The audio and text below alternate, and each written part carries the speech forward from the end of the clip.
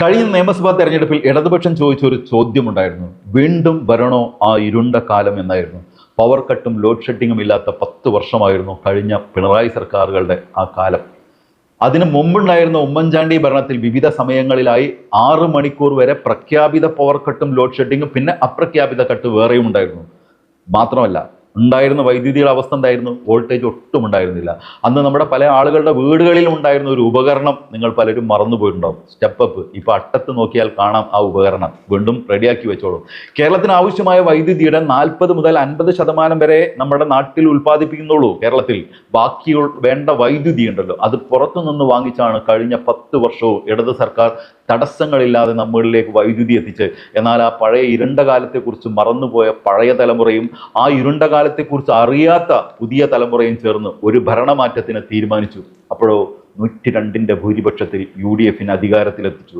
അധികാരത്തിലേറിയ ഉടനെ തെരഞ്ഞെടുപ്പ് കാലത്ത് ഇടതുപക്ഷം പറഞ്ഞ ആ ഇരുണ്ട കാലം തിരിച്ചെത്തി എന്നുള്ളതാണ് ഇപ്പോൾ വാർത്തകളിൽ നിന്നും നമ്മുടെ നേരിട്ടുള്ള അനുഭവങ്ങളിൽ നിന്നും നമുക്ക് ബോധ്യമാകുന്നത്. എന്നിട്ടും സതീശൻ സർക്കാരിനെ ന്യായീകരിക്കുന്നവർക്കുള്ള കൃത്യമായ മറുപടിയാണ് കഴിഞ്ഞ ദിവസം മീറ്റ് ദ എഡിറ്റേഴ്സിൽ ഡോക്ടർ അരുൺകുമാർ പറഞ്ഞത്. എന്തിനാണ് ഇങ്ങനൊരു വൈദ്യുതി മന്ത്രി? ഇരുട്ടിന് ഉത്തരവാദിയില്ലേ എന്നതാണ് ചോദ്യം. ഇരുട്ടിന് ഉത്തരവാദിത്വമുണ്ട്, ആ ഉത്തരവാദിത്വം മന്ത്രിക്കാണ് എന്നുള്ളതാണ്.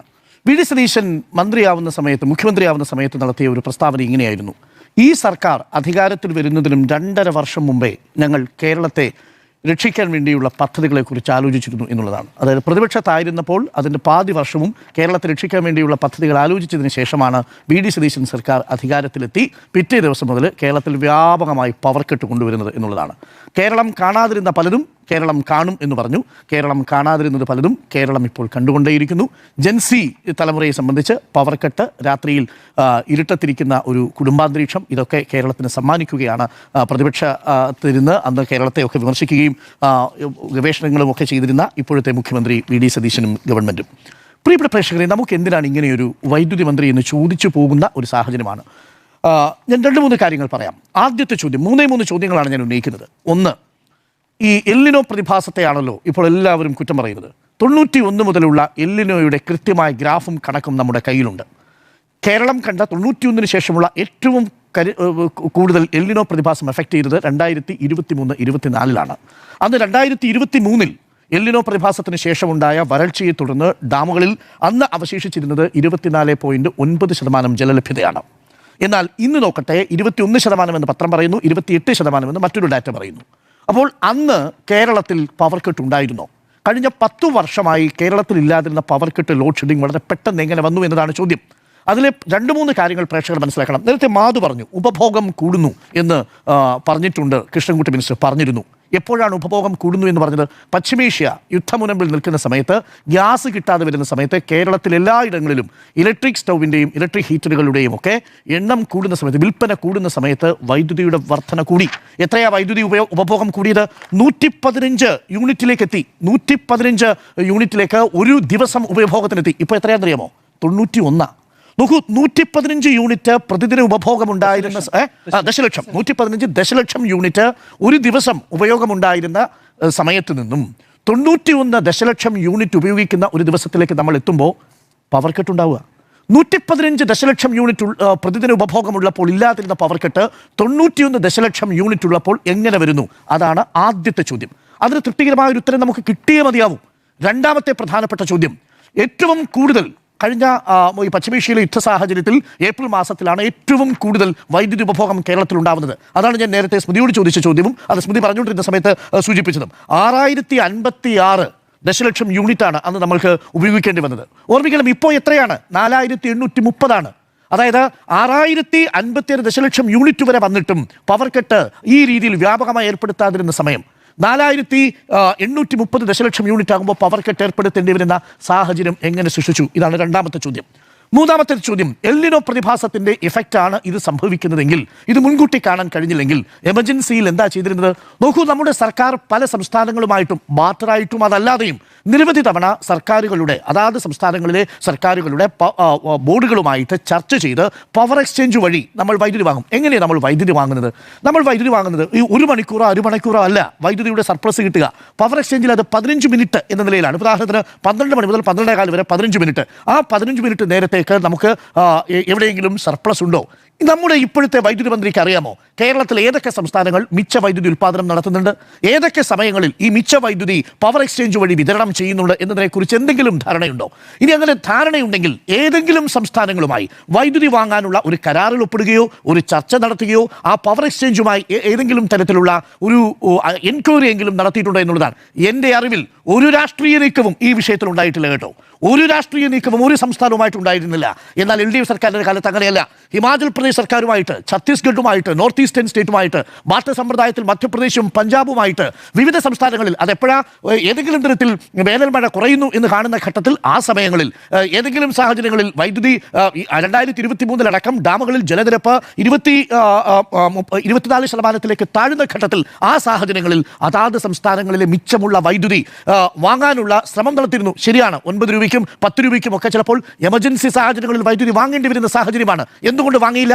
എന്റെ ചോദ്യം ഇതാണ്. ബഹുമാനപ്പെട്ട വൈദ്യുതി വകുപ്പ് മന്ത്രിക്ക് അറിയില്ലേ? നമ്മുടെ തൊട്ടടുത്ത സംസ്ഥാനമായ കർണാടക കഴിഞ്ഞ 2 ദിവസമായിട്ട് മിച്ച വൈദ്യുതി കൊടുക്കുന്നുണ്ട്. കർണാടക വൈദ്യുതി വിറ്റു 9 രൂപ 8 പൈസയ്ക്കാണ്. 9 രൂപ 8 പൈസയ്ക്ക് കഴിഞ്ഞ 2 ദിവസം 200 മുതൽ 400 മെഗാവാട്ട് വരെ വൈദ്യുതി വിറ്റിട്ടുണ്ട് കർണാടകയിൽ നിന്ന്. കർണാടക സർക്കാർ UDF അല്ലേ ഭരിക്കുന്നത്? അവർ DK ശിവകുമാറുമായിട്ട് സംസാരിക്കാൻ സംസ്ഥാനത്തെ മുഖ്യമന്ത്രിക്ക് എന്താ ഇത്ര ബുദ്ധിമുട്ട്?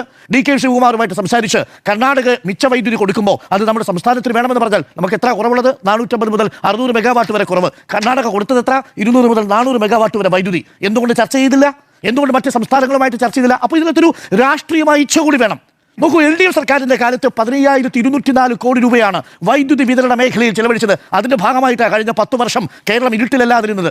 അറ്റകുറ്റപ്പണി എന്ന പേരിൽ രാവിലെ മുതൽ വൈകുന്നേരം വരെ ഇപ്പോൾ ഉണ്ടല്ലോ കറണ്ട് പവർ കട്ടും ലോഡ് ഷെഡിങ്ങും ഒരു കേടുപാടുകൾ ഉണ്ടാകാതിരിക്കാൻ വേണ്ടിയിട്ടുള്ള റിഫോം കൊണ്ടുവരുന്നു.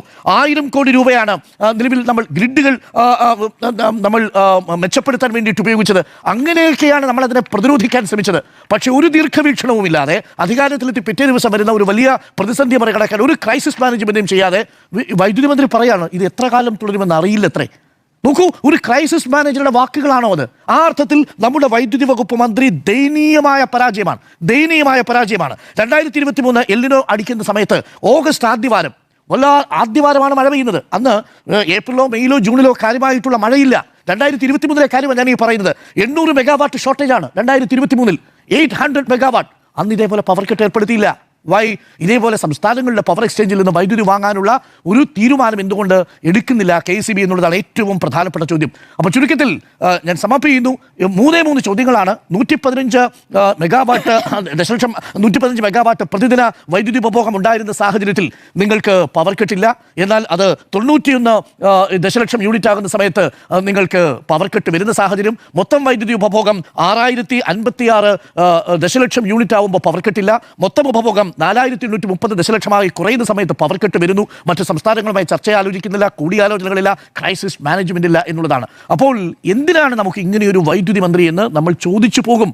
ഉത്തരവാദിത്വം വൈദ്യുതി വകുപ്പിനുണ്ട്, KEB ബോർഡിനുണ്ട്. നമുക്ക് കൃത്യസമയത്ത് ഇതിന് അനുവാദം തരാത്ത റെഗുലേറ്ററി കമ്മീഷനുമുണ്ട് എന്ന കാര്യത്തിൽ ഒരു സംശയവുമില്ല.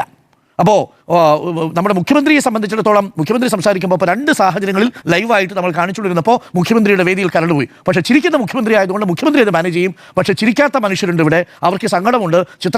അഭയെ പോലെയുള്ള ആരോഗ്യ പ്രവർത്തകയൊക്കെ വന്ന് പറയും അവർക്ക് ചിരിക്കാൻ പറ്റുന്ന സാഹചര്യമല്ല. അവർ നോക്കിക്കൊണ്ടിരുന്ന ഒരു പേഷ്യൻ്റാണ് ഓക്സിജൻ സിലിണ്ടർ കിട്ടാതെ പോകുന്ന സമയത്ത് വൈദ്യുതിയുടെ ക്ഷാമം മൂലം ജീവൻ നഷ്ടപ്പെടുന്നത് എന്ന അവസ്ഥയുണ്ടാവുന്നു. അത് ചെറിയ കാര്യമല്ല. കേരളത്തിലെ ചെറിയ തലമുറയും പുതിയ തലമുറയും എല്ലാം ഒരൊറ്റ കാര്യത്തിലാണ് ആശങ്കപ്പെട്ടിരിക്കുന്നത്.